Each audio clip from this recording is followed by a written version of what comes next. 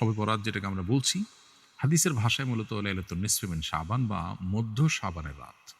এই মধ্য শাবানের রাত, এ রাতের করণীয় বলতে আল্লাহ তাআলা এ রাতে বান্দাকে সাধারণ ক্ষমা ঘোষণা করেন হিংসুক এবং শিরকে লিপ্ত সে সমস্ত মানুষগুলো ছাড়া। অতএব কারো প্রতি শত্রুতা, বিদ্বেষ, হিংসা পোষণ করা কিংবা শিরক থেকে বেঁচে থাকাটা হলো আমাদের কর্তব্য, যাতে করে সাধারণ ক্ষমার আওতায় আমরা পড়তে পারি। এ রাতে সারা রাত জেগে নামাজ পড়ার জন্য স্পেশাল বা বিশেষ কোনো নির্দেশনা, কোনো বিশুদ্ধ হাদিস দ্বারা প্রমাণিত হয়নি। তবে এ রাতের ফজিলত সম্পর্কিত আরও বিভিন্ন হাদিস বর্ণিত হয়েছে, যেগুলো বেশিরভাগই দাঈফ। তবে সাধারণ ক্ষমার ঘোষণা সংক্রান্ত হাদিসটা গ্রহণযোগ্যতার লেভেল পর্যন্ত যায়। সেজন্য লাইলাতুল বরাত যেটাকে আমরা বলছি, শবে বরাত যেটাকে আমরা বলছি, যেটা মূলত মধ্য শাবানের রাত হাদিসের ভাষ্য অনুযায়ী, সে রাতের ফজিলত এতটুকু আছে যেটা সাধারণ ক্ষমার রাত। অতএব ক্ষমা লাভের জন্য চেষ্টা করা প্রশংসনীয়।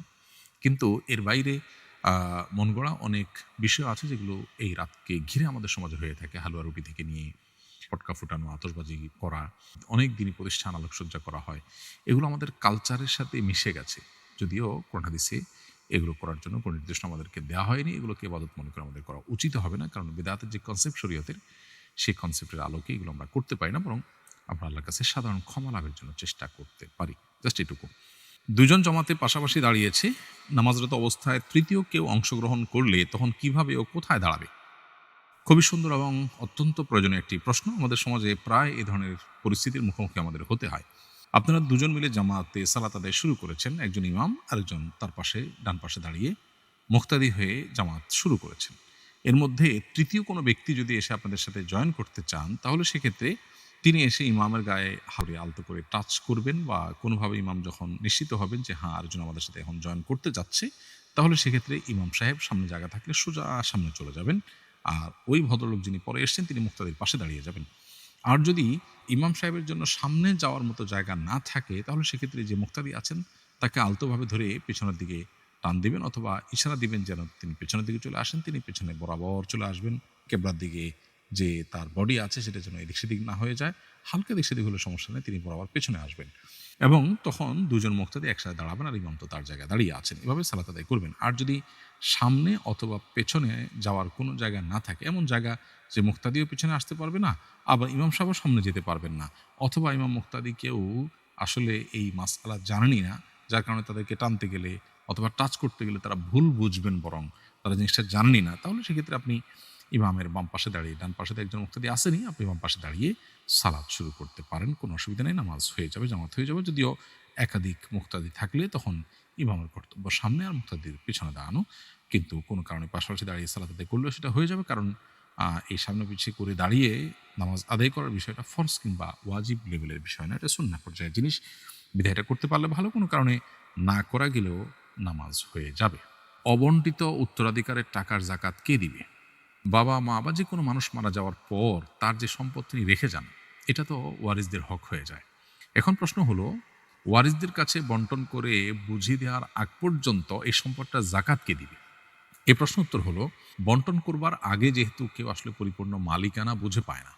ধরুন আমার বাবা মারা গেলেন, আমার বাবার সম্পদে আমরা ভাই বোন যা যা পাওয়ার কথা সেটা আমরা বুঝে পাওয়ার আগ পর্যন্ত, বুঝে নেওয়ার আগ পর্যন্ত আমাদের মালিকানা চূড়ান্ত হয় না, মালিকানা পূর্ণাঙ্গতা পায় না। যেহেতু মালিকানা পূর্ণাঙ্গতা পায় না, যার কারণে এখানে আমাদের এই সম্পদের জাকাত আমাদের উপরে বর্তায় না। আমরা যখন এটাকে বুঝে নিব, মালিকানা পূর্ণাঙ্গতা পাবে, তখন আমাদের উপরে জাকাত বর্তাবে। এখন প্রশ্ন হলো, তাহলে যতদিন বন্টন হবে না ততদিন পর্যন্ত জাকাতকে দিব? তো হলো না, এটা জাকাত কারোর উপরে বর্তাবে না, কারণ মৃত ব্যক্তি যিনি তার উপর তো জাকাত আসে না, মৃত ব্যক্তির উপর কোনো বিধান প্রযোজ্য হয় না। আবার দ্বিতীয়ত হলো, মৃত ব্যক্তি এটার মালিকও না। এদিকে আমরা যারা ওয়ারিসরা আছি আমরা কেউ বুঝে পাই নাই, এজন্য আমাদের কারোর জাকাতও আসবে না। এজন্য মানুষ মারা যাওয়ার পর উত্তরাধিকার সম্পদ দ্রুততার সাথে বন্টন করে ফেলা উচিত। এটার বহুবিধ উপকারিতা আছে, গরিবের হক এখানে আছে, সেটা যেমন দেওয়া হয় তেমনিভাবে, কারণ মৃত্যুর পর আত্মীয় স্বজনের মধ্যে বা ওয়ারিসদের মধ্যে কেউ প্রভাব খাটিয়ে সেখানে জবরদখল করা, এক অংশ দখল করে ফেলা, এই জাতীয় অনাচারগুলোর রাস্তা বন্ধ হয়ে আসে বা সীমিত হয়ে আসে যদি আমরা এই জাতীয় ব্যবস্থা রাখতে পারি। অর্থাৎ উত্তরাধিকারের টাকা, উত্তরাধিকারের সম্পদ, এটা যদি আমরা দ্রুত বন্টন করতে পারি। এই জন্য কারণ মানুষের মৃত্যুর পর তার উত্তরাধিকার বন্টন করার ক্ষেত্রে বিলম্ব যথাসম্ভব না করা উচিত। যদি বিলম্ব করা হয় তাহলে তার জাকাত উত্তরাধিকারীদের উপর আনুপাতিক হারে বর্তায় না, কারণ তারা এখনো বুঝে পাননি। যেদিন বুঝে পাবেন তারপর থেকে তাদের উপরে বর্তাবে। আত্মীয় ব্ল্যাক ম্যাজিক করে তার দাওয়াতে গেলে খাবারে কিছু মেশাতে পারে, এমন অবস্থায় তার দাওয়াত গ্রহণ না করলে কি গুনাহ হবে?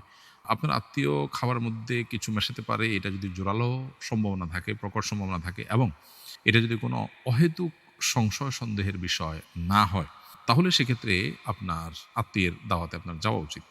আর যদি মনে হয় যে না, এটি নিছকই সংশয় সন্দেহ নয়, বরং এটি জোরালো সন্দেহের জায়গা তৈরি করেছে বা সম্ভাবনা আছে, তাহলে সেক্ষেত্রে আপনি নিজের ক্ষতি করে আত্মীয়স্বজনের খাবার খেতে যাওয়া বা তার দাওয়াত খেতে যাওয়া বা তার সাথে মিশতে যাওয়া, এটা আপনার জন্য আবশ্যক নয়।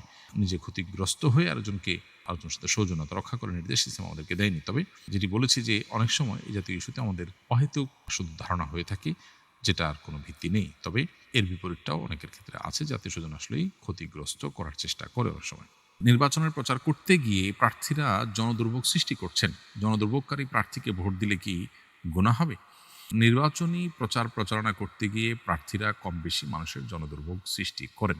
এর বাইরে কেউ আছেন বলেই মনে করি না।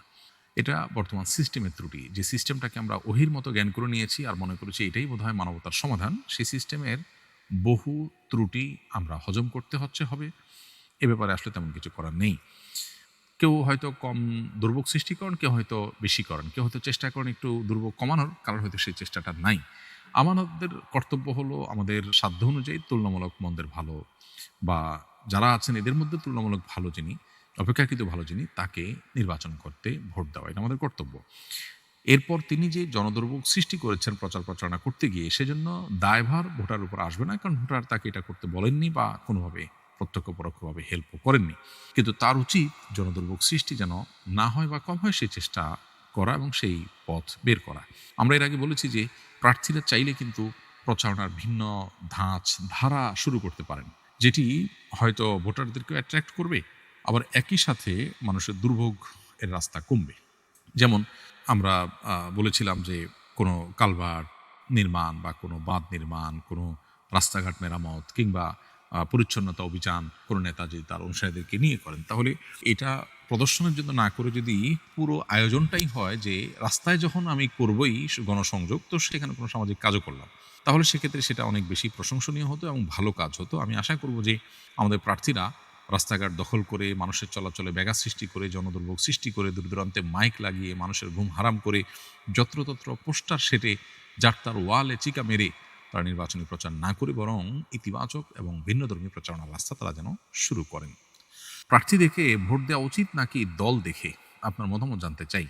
এক কথা উত্তর দেওয়া কঠিন এত সংক্ষিপ্ত প্রশ্নের, কারণ মূলত আমরা প্রার্থীর যোগ্যতা, যথার্থতা এগুলো দেখব, পাশাপাশি এই প্রার্থী যে দলকে রিপ্রেজেন্ট করে সেই দল, সে মার্কা, সেটাও আমাদের দেখবার বিষয় আছে। কারণ এই ব্যক্তির সাথে যদি দলের সম্পর্ক থাকে, তাহলে সেক্ষেত্রে তার দল ভালো করবে না মন্দ করবে, আমার আল্লাহর কাছে জবাবদিহিতার জায়গা থেকে তাদেরকে ভোট দেওয়ার কারণে আমি কোনো প্রকার ধরা খাবো কিনা, এই বিষয়গুলো অনেক গুরুত্বপূর্ণ।